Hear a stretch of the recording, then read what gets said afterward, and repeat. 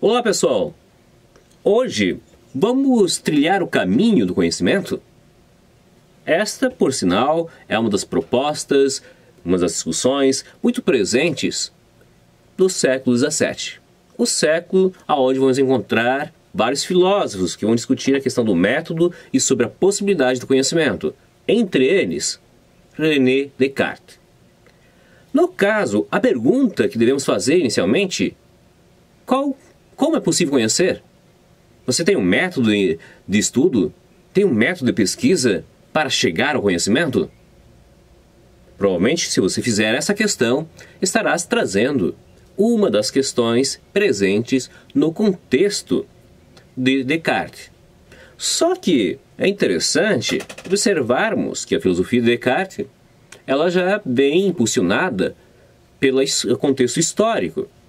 Entre esse contexto histórico, nós encontramos alguns elementos lá no Renascimento, no século XV, aonde os dogmas da fé são questionados, aonde passamos a buscar por uma nova fonte do conhecimento. Passamos a valorizar a razão. Existe um entusiasmo, inclusive, pela matemática. Mas por que esse entusiasmo? Porque a matemática poderia fornecer um conhecimento seguro. Então, seja isso que é importante observarmos nesse caso. Agora, como seria construído esse conhecimento? Vai ser uma das grandes questões. Para chegar a esse conhecimento, você faz necessário buscar na razão, as ideias, os princípios, as leis naturais, as leis do pensamento. Ou seja, são todas questões que estarão presentes no universo que Descartes surge com a sua filosofia. E, nesse caso, Descartes trilhou o caminho ligado justamente com a questão da razão, buscando um método. E o século XVII é conhecido dentro do universo da filosofia como o século do método. Agora você pode se perguntar, mas por que esse entusiasmo pela matemática? A matemática o que se utiliza muito a matemática na filosofia de Descartes é justamente o procedimento dedutivo da geometria. A forma de se fazer da geometria, o procedimento dedutivo, o princípio dedutivo, é que passa a ser utilizada para outros campos, outras áreas de investigação, outras áreas de pesquisa. Então passa a se ter essa concepção. E aqui nós encontramos uma concepção que chamamos de racionalista. Já vimos filósofos racionalistas como Platão lá na Antiguidade. Aqui nós podemos definir o racionalismo brevemente da seguinte forma: trata-se de uma concepção na qual nada existe sem que haja uma razão para isso. E detalhe, todo conhecimento é buscar por princípios racionais. Essas causas, maneira de perceber isso, se dá por princípios a priori. Ou em outras, o que quer dizer a priori? Independente da experiência. Ou seja, independentes. E nesse contexto vamos falar também do conhecimento inato, que vem antes com a experiência. Também um outro significado bastante interessante. E quando falamos dos racionalistas, muitos vão trazer a questão de que os sentidos são uma fonte confusa, obscura e provisória da verdade. Não que não sejam importantes, mas os sentidos podem nos enganar. Por exemplo, daqui a pouco você considera algo muito importante, porque necessariamente precisa comprar algo que é fundamental, e por algum motivo ou outro não compra. Passa por um dado tempo e você se dá conta que não era uma necessidade. Ou seja, o teu sentido está muito enganando. A razão, ela pode indicar um caminho mais seguro. Então, seja, aqui é uma forma bem simples de explicar como que os sentidos podem nos enganar. Outra maneira, quando nós temos a percepção do Sol, nós sabemos que a dimensão dele é muito maior do que o nosso sentido, o nosso olho pode perceber. Mas se observarmos só pelos sentidos, nos enganaríamos com facilidade. Então, a experiência para o racionalista, ela passa a ter justamente um conhecimento de fato importante, porém provisório, confuso e não seguro. E é nesse contexto que no caso, o filósofo Descartes, ele vai trazer um debate sobre como o conhecimento é possível chegar a um conhecimento seguro. Como é possível? Qual o método? E, aliás, Descartes é um filósofo inquieto. Ele quer buscar princípios, não se contenta com a visão de conhecimento da época, com a filosofia da época, por sinal. Ele é um filósofo, ele trata de ser um filósofo francês e que questiona. E ele busca justamente um conhecimento seguro. E o que significa seguro? No caso aqui deve ser coordenado, coeso, que tem a formação de um sistema. Uma parte se liga à outra. Então, somente dessa forma é que poderíamos ter um conhecimento seguro. Em outras palavras, se tem para saber algo, eu tenho que ter conhecimento do sistema, não basta ter uma informação isolada. Eu preciso ter conhecimento desse todo, da ligação entre as partes, para poder justamente chegar a uma determinada conclusão, chegar a um determinado princípio. Para isso, eu tenho que buscar pelos princípios, pelas leis racionais. E o Descartes, com isso, então, como ele tem uma visão sistêmica de conhecimento, ele traz a ideia da árvore do saber. Ou seja, podemos comparar a filosofia dele com uma grande árvore. Nessa árvore, ou seja, você teria o quê? Um conhecimento perfeito de todas as coisas que nós, seres humanos, somos capazes de conhecer, de saber. Nesse caso, nós teríamos algumas disciplinas. Então é interessante observarmos que o Descartes, até inclusive, ele diz o seguinte, que toda filosofia é como uma árvore. Olha só a analogia que ele faz. Cujas raízes são tomadas pela metafísica. Ou seja, a metafísica, a parte filosófica, ou seja, que seria a base. O tronco seria a física. Os ramos que saem desse tronco constituem todas as outras ciências que ele produz em três principais: a medicina, a mecânica e a moral.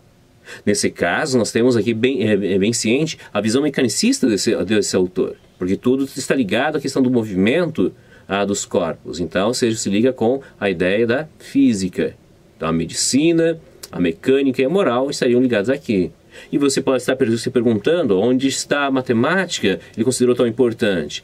É que no caso, Descartes considera a matemática importante, sim, mas ele está ligado justamente com a questão da busca por verdades incontestáveis, absolutas, universais. Porém, ele está interessado com o procedimento matemático.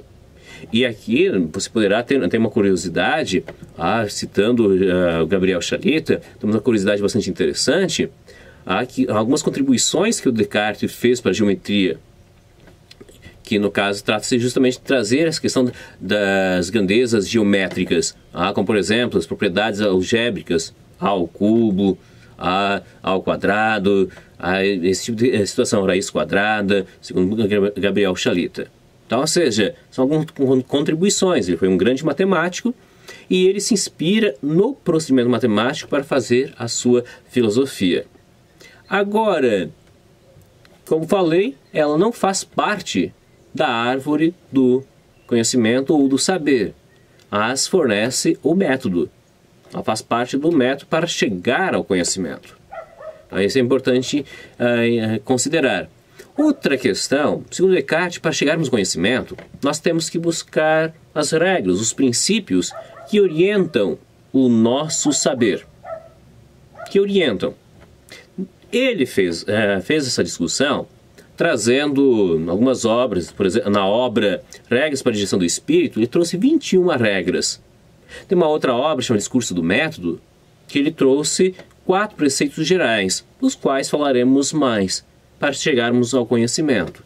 A primeira regra que esse autor menciona é que nós devemos adotar a regra da evidência. O que isso quer dizer?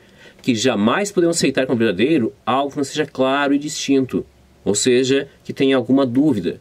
Não saberemos, não temos certeza de algo, a não ser que tenhamos todas as provas, esteja claro, distinto.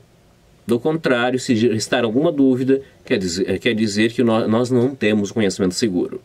Nós não temos ainda condições de afirmar que alguma coisa é, enquanto persistir alguma dúvida. A segunda regra ela corresponde ao modo processual, como vamos fazer isso, chegar ao conhecimento. Para entender melhor, devemos dividir cada uma das partes, examinar, e quanto maior a dificuldade, melhor dividir. Tá? Ou seja, se eu quero entender o funcionamento de uma planta, como funciona a sistemática, devo dividir cada uma das partes.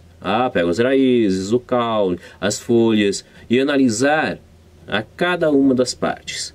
Do mesmo modo, se você tem um texto bastante difícil, você usando o método analítico, você deveria fazer o quê? Dividir cada uma das partes, que facilitaria justamente o seu estudo.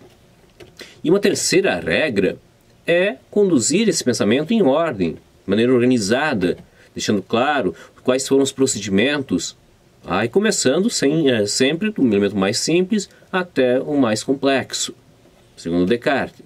E por fim, nós deveríamos fazer o que? As enumerações e revisões gerais, para evitar a possibilidade de estarmos omitindo alguma coisa. Então são as 4 regras que Descartes aponta como um elemento importante para chegarmos ao conhecimento. E ao fazer uso das 4 regras, Descartes faz uma pergunta: o que é de fato possível conhecer? Qual que é a segurança? E aí ele usa a regra da evidência. Mas para fazer isso, ele usa o termo como método a dúvida. Mas não é a dúvida qualquer, é uma dúvida metódica. Por que metódica? Porque está sendo utilizada como um método para nos levarmos ao conhecimento. Então a dúvida passa a ser lançada para buscar uma ideia clara e distinta para o nosso espírito, para a nossa racionalidade.